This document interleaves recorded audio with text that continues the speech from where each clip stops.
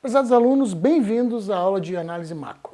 Na aula de hoje a gente vai estar discutindo o modelo de economia aberta. Vamos estar falando da relação entre o produto, a taxa de juros e a taxa de câmbio. Basicamente, a nossa aula discute o chamado modelo Mundell-Fleming, que é uma versão aberta, ou seja, uma versão que inclui comércio externo, do modelo ISLM que a gente viu nas aulas anteriores. Basicamente, a gente vai tratar de duas questões centrais. A primeira questão: o que determina a taxa de câmbio? Como a gente determina a taxa de câmbio? Ou seja, a relação da moeda de um determinado país com a moeda de outro país. No caso, por exemplo, a relação dos reais com os dólares. E o segundo ponto que a gente vai discutir é como a política monetária, como os formuladores de política econômica podem fazer ações que afetem a taxa de câmbio. Então esse vai ser o objetivo da nossa discussão. Para fazer isso, a gente vai analisar um modelo que a literatura designa de modelo Mundell-Fleming. Bom, vamos começar a nossa análise então. A primeira coisa que a gente tem que recuperar é a ideia do mercado de bens. Vocês devem se recordar das discussões sobre o mercado de bens. Essa expressão que está aqui no quadro apresenta o mercado de bens e o conjunto de relações que determina o mercado de bens. Então vamos observar. O produto, ele depende do consumo, do investimento, dos gastos do governo, é afetado negativamente por importações e positivamente por exportações. Quais as variáveis que determinam esses comportamentos? Basicamente, no caso do consumo, a renda disponível, a taxa de juro real afeta o investimento, como já foi estudado nas aulas anteriores, e no caso das exportações e das importações, a taxa de câmbio e a chamada renda do resto do mundo, ou seja, se o resto do mundo tem riqueza suficiente para comprar os produtos que nós produzimos. Notem o seguinte, para equalizar esse conceito. O que a gente está tratando, o que a gente está considerando como taxa de câmbio nessa aula? A ideia é que a taxa de câmbio vai ser a relação entre a moeda estrangeira sobre a moeda doméstica. Então, cuidado, a gente está querendo dizer aqui que, por exemplo, no caso brasileiro, a gente vai estar falando do câmbio como dólares por reais. Nesse sentido, o que a gente coloca é que quando essa taxa aumenta, um aumento da taxa de câmbio, implica em apreciação da moeda doméstica. Por exemplo, se aumentar essa taxa de câmbio, isso quer dizer que a gente precisa agora de poucos reais para comprar mais dólares. Então, cuidado com essa definição, porque a gente vai estar utilizando ela ao longo da aula. Tá? Bom, retornando à questão do equilíbrio de mercado de bens, nota que a gente pode fazer a seguinte aproximação. A gente pode considerar importações e exportações como somente o que a gente diz ou chama de exportações líquidas. Ou seja, a gente junta o saldo entre o que o país exporta, o que o país vende para o exterior, com o que o país importa, o que o país compra do exterior numa expressão única dada por NX. Tá?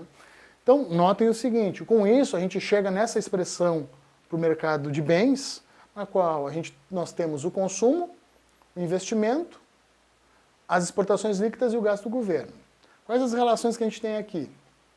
Uma relação positiva da renda nacional sobre o produto, uma relação negativa sobre a renda nacional da taxa de juros via o canal do investimento e uma relação negativa do câmbio em relação ao produto. O que eu quero dizer com essa relação negativa do câmbio sobre o produto? A gente quer dizer o seguinte, quando o câmbio aprecia, como eu mencionei anteriormente, isso implica que as nossas exportações, o que a gente produz e vende para fora, fica mais caro. Dessa maneira, uma apreciação cambial faz com que nós exportemos menos e importemos mais do exterior, afetando negativamente o produto. Com isso, a gente consegue definir um primeiro mercado que é importante para essa análise, que é o mercado de bens. A principal implicação dessa equação, ou seja, da equação do mercado de bens, reside no fato de que um aumento da taxa de juros implica em redução de investimento e redução do produto. Por outro lado, um aumento da taxa de câmbio também vai acarretar, como mencionei anteriormente, uma redução das exportações líquidas e assim uma redução do produto. Certo? Para análise, a gente tem que fazer algumas simplificações ainda. Então, as simplificações que a gente vai fazer são que não existe inflação, tá? A taxa de câmbio real e nominal variam juntas, a gente assume dessa maneira que nesse exemplo, nesse modelo que a gente vai estar trabalhando, não existe inflação, tá? E que a inflação não existe tanto sob o ponto de vista da inflação esperada, quanto da inflação efetiva. Então, com essas simplificações, que a taxa de câmbio real é igual ao nominal, e inflação esperada igual à inflação efetiva, que é igual a zero, a gente consegue fazer o modelo de maneira mais simples. Alterações nisso não vão modificar as conclusões gerais que a gente tem para a abordagem da economia aberta. Tá? Dessa forma, a gente tem essa expressão para o mercado de bens, que é a primeira equação que a gente vai usar na nossa análise, certo? Bom, na sequência, a gente tem o mercado financeiro. Para analisar o mercado financeiro, a gente vai ter que enfocar duas relações do mercado financeiro. Uma primeira relação associando moedas e títulos, e uma segunda relação procurando entender qual o comportamento dos títulos externos em relação aos títulos internos. Vamos olhar cada uma dessas duas relações com mais vagar. Bom, a relação de moeda versus títulos, ela é idêntica à relação da curva ISLM, onde a gente tem o estoque de moeda como função da taxa de juros. A relação ISLM, no caso da economia aberta, não vai ser modificada. É a mesma relação que a gente viu anteriormente. Então, a gente não vai avançar muito nessa discussão. Se vocês quiserem retornar a ela, vocês podem buscar essa informação na aula de ISLM. No caso de títulos domésticos versus títulos estrangeiros, aí sim temos um elemento novo na nossa discussão. Observem a equação. Basicamente, essa relação vai se associar na ideia de que os investidores sempre vão procurar alocar seus recursos em títulos que deem o maior retorno possível, que gerem a maior lucratividade, o maior retorno econômico possível. Nesse sentido, é que a gente tem uma expressão que relaciona a taxa de juros que o país cobra dos títulos domésticos, que é o que os investidores avaliam no sentido de investir ou adquirir títulos. Então, por exemplo, eu como um investidor brasileiro que vai comprar títulos da dívida pública brasileira, vou olhar a taxa de juros que está sendo efetuada no Brasil. E a outra relação, que é a relação da taxa de juros externa, ou seja, quanto que eu posso obter de retorno comprando um título de outro país. Essa relação se encontra aqui na tela, né, com essa equação. 1 mais IT expressa o retorno dos títulos domésticos em moeda nacional. 1 mais I asterisco T expressa o retorno dos títulos estrangeiros em moeda estrangeira. Para que a gente possa comparar isso na mesma moeda, a gente tem que converter na moeda local através das taxas de câmbio. Ou seja, a taxa de câmbio atual e a taxa de câmbio esperada. A gente chama essa expressão de condição de paridade da taxa de juro. Ou seja, existe uma taxa de juro que equaliza, dado a taxa cambial, os retornos que eu posso obter de aplicar meu recurso em títulos nacionais ou aplicar meu recurso em títulos estrangeiros. A gente pode, através de uma manipulação matemática, expressar a condição de paridade da taxa de juros como expressões da própria taxa de câmbio. Então, observem a equação.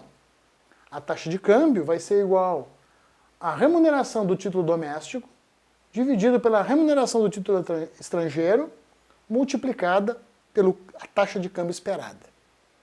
Ou seja, o que vai implicar que a taxa de câmbio do país depende das diferenças entre as taxas de juros que estamos fazendo no nosso país e as taxas de juros que estão sendo realizadas no mercado exterior. Bom, com isso, o que a gente tem? A gente tem algumas relações que a gente pode inferir a partir da condição de paridade da taxa de juros. A primeira, que vocês devem estar um pouco familiarizados pela leitura dos jornais, o acompanhamento da mídia econômica, se situa no fato que uma taxa de juros interna maior, uma elevação dos juros internos, provoca um aumento da taxa de câmbio. Como é que a gente enxerga esse mecanismo no cotidiano, no dia a dia? Observe o seguinte, quando o Banco Central aumenta a taxa de juros da economia brasileira, aumenta os juros, os títulos brasileiros ficam mais rentáveis. Dessa maneira, investidores externos entram no Brasil comprando esses títulos. E o mecanismo que eles fazem essa aquisição de títulos é trazendo moeda estrangeira e trocando por reais. Através desse processo, acontece uma apreciação, uma elevação do câmbio e uma apreciação da moeda brasileira. Isso é um exemplo. Outra relação que a gente tem também é um aumento da taxa de juros externa, Y*, leva a uma diminuição da taxa de câmbio. O raciocínio também se mantém. Observem que na mídia é muito frequente a gente observar notícias informando que uma elevação da taxa de juros dos Estados Unidos faz com que o real deprecie, ou seja, o real perca valor. Por que isso acontece? Porque o título americano fica mais rentável e assim investidores que têm títulos brasileiros vendem esses títulos, trocam o valor desses títulos por moeda estrangeira para comprar esses títulos nos Estados Unidos. Esse processo, no caso de aumento da taxa de juros externa, leva a uma depreciação, uma desvalorização do real. E outro elemento é que o aumento da taxa de câmbio esperada também leva a um aumento da taxa de câmbio atual, e isso a gente pode ver diretamente pela expressão. Então, essa condição de paridade da taxa de juros, ela explica para nós como é que o câmbio, a taxa de câmbio, responde a variações da taxa de juros. Certo? Notem o seguinte, aqui eu tenho um exemplo desse mecanismo. Vamos pensar no caso norte-americano. A taxa de juros nos Estados Unidos aumenta. Os títulos norte-americanos agora são mais atraentes, são mais rentáveis, eles geram mais retorno para os investidores. O que os investidores fazem?